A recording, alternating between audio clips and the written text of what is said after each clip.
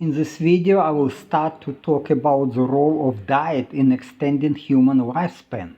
And it would be part 1, the power of fermented milk, eggs and mushrooms. As always, I recommend you to download the presentation as PDF file, to read it and to go to the sources of information, to make your own research, not rely on my conclusions, but do your job. So do your homework and to understand how you can decelerate aging or even reverse it. Okay, let's go. In my previous videos, I discussed the crucial choice humanity faces. Either we face extinction due to low fertility rates and a drop in IQ, or we evolve into a galactic civilization. To achieve a galactic future, humans must unite with a shared purpose to spread sustainable biological life throughout the galaxy and beyond. A key component of this would be ensuring instant access to all accumulated knowledge, developing high-speed communication between individuals, and collective intelligence. Nature provides examples of collective intelligence in species like honeybees, termites, and ants. These insects, despite having limited individual brain power, exhibit complex social structures and behaviors when functioning as a community. For instance, bees can collectively distinguish between a beekeeper and a stranger, and they can organize defense strategies against predators like giant hornets. Okay, this I believe can be our future. So this suggests that if human brains are interconnected through high-speed communication, our intellectual capacity as a community could greatly expand. In essence, I envision humans merging with technology to form an immortal superorganism. Extending the human lifespan to potentially 1,000 years could be a significant part of this transformation. Nature offers examples of radical life extension without genetic modification. That is very important. Yeah. So, for instance, the royals in termites and bees colonies live 20-40 times longer than the worker insects, despite sharing the same genetics with them.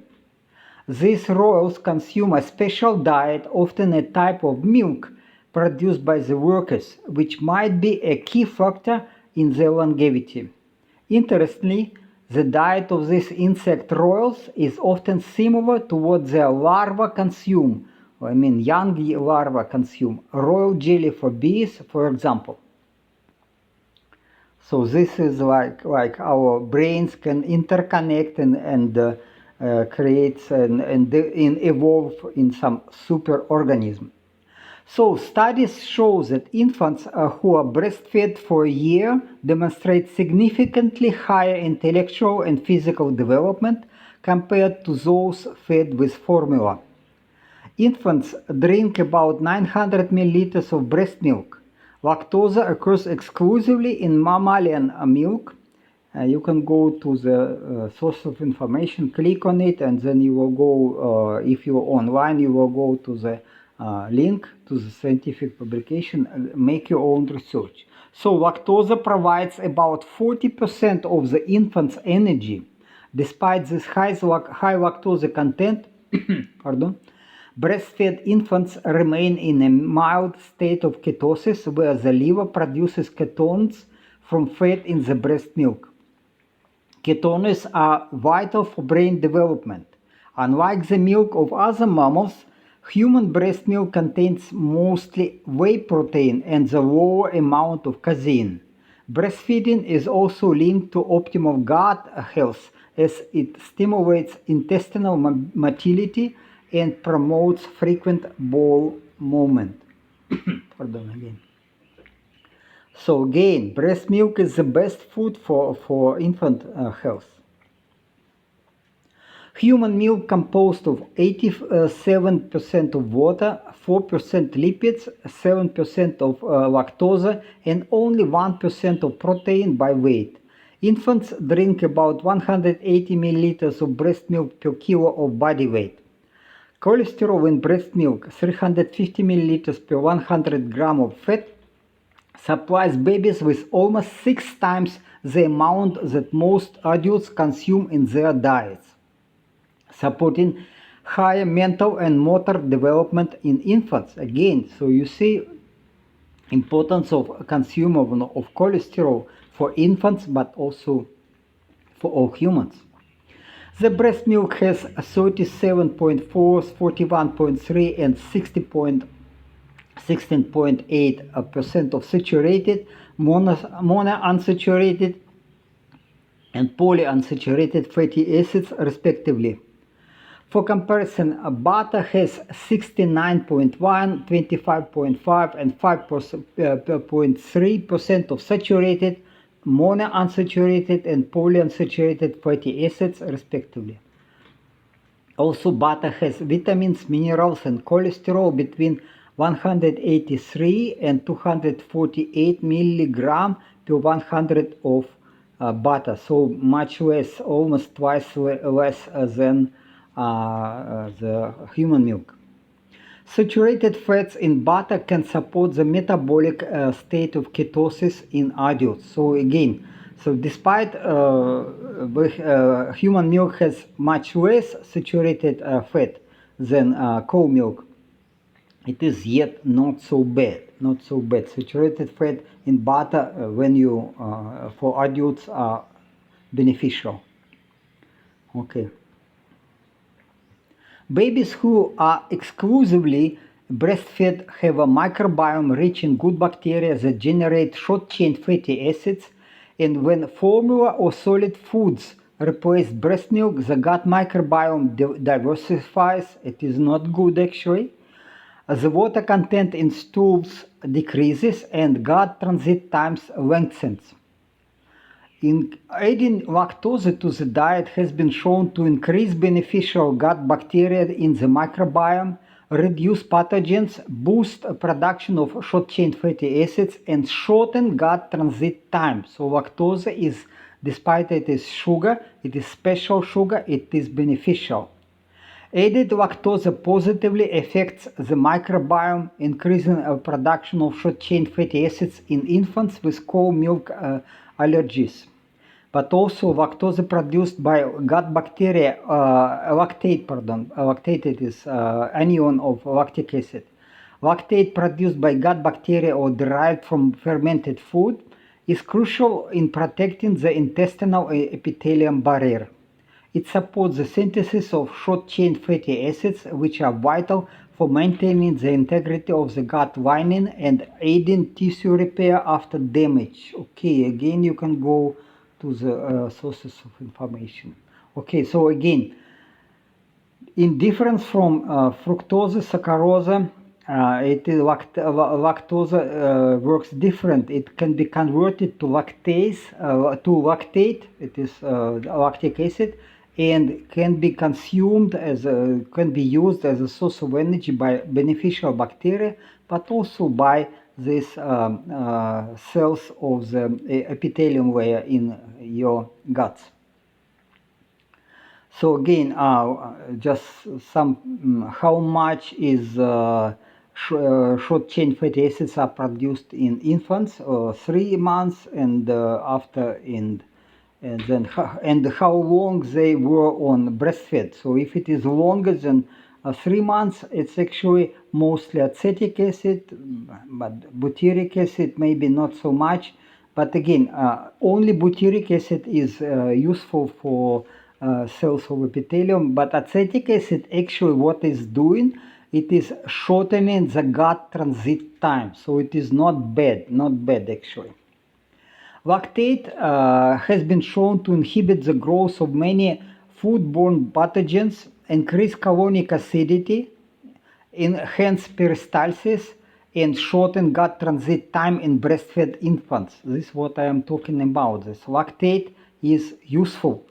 The whey protein has a strong prebiotic effect on the gut microbiota and can work synergistically with lactose in dairy products stimulating the growth of probiotic bacteria and enhancing short-chain fatty acid production, which could improve intestinal disorders. I mean, that's inflammation of your epithelium layer. Breastfeeding stimulates intestinal motility, this is peristalsis, and it is related to shorter gut transition times. Often infants will poop at every breastfeed. This is a good sign of health. 80% of the proteins in cow milk are casein, while in the human breast milk content of casein only 20% of all proteins. Additionally, alpha S1 casein, the main casein in cow milk, can be allergenic for some people. Heat or enzymatic treatment can reduce the allergenicity in cow milk casein.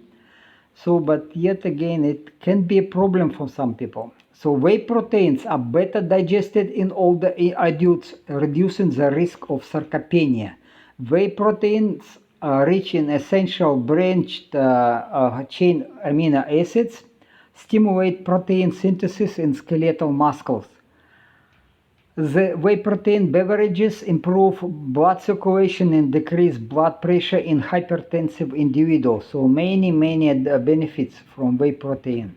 The officially recommended protein intake for adults is typically 0.8 gram per kilogram of body weight per day, but recent research suggests that older adults may need around 2 gram per kilogram of body weight per day to maintain muscle health, and even more than 2 gram per kilo of body weight. Whey protein with vitamin D and E supplements help to preserve muscle mass in older adults. So whey protein, again, you can buy it. It is actually, but don't buy a mix of whey protein with some other components like glucose and cocoa powder, etc. So just pure whey protein concentrate. In industrial production of yogurt, the addition of raw milk to raw milk of milk powder, milk protein concentrates, whey powder, whey protein concentrates, electrolytes, vanilla, cocoa powder, and other ingredients has been used for many years to produce a thicker and firmer texture of the meal. Texture stabilizers may include gelatin, agar, pectin, xanthan, and guar gum, and added either alone or in combination. Pasteurization under pressure and homogenization of the blend before inoculation with lactic acid bacteria and fermentation at room temperature can enhance taste and texture, making the yogurt delicious. The heat treatment prior to fermentation is generally considered essential in commercial manufacturing. Homogenization is necessary to break fat globules into smaller particles and avoid separation of fat in yogurt. Fermented dairy products such as yogurt could improve gut health by modulating gut microbial composition, and increased dairy intake can reduce oxidative inflammatory stress in overweight and obese adults. During fermentation, some lactic acid bacteria strains may hydrolyze caseins into peptides and amino acids, which are then used in nitrogen sources for their growth. However, this process cannot remove all allergic casein, and eating too much yogurt can be problematic for some individuals, as it can potentially trigger autoimmune reaction in susceptible individuals with leaky gut syndrome. Okay, again, if you have already autoimmune problems like leaky gut syndrome, which are related to leaky gut syndrome, then consuming yogurt can be a problem, but yet again, you can improve it. Fortification with whey protein concentrate is often used as a method to improve quality, texture, flavor, and stabilize yogurt during storage.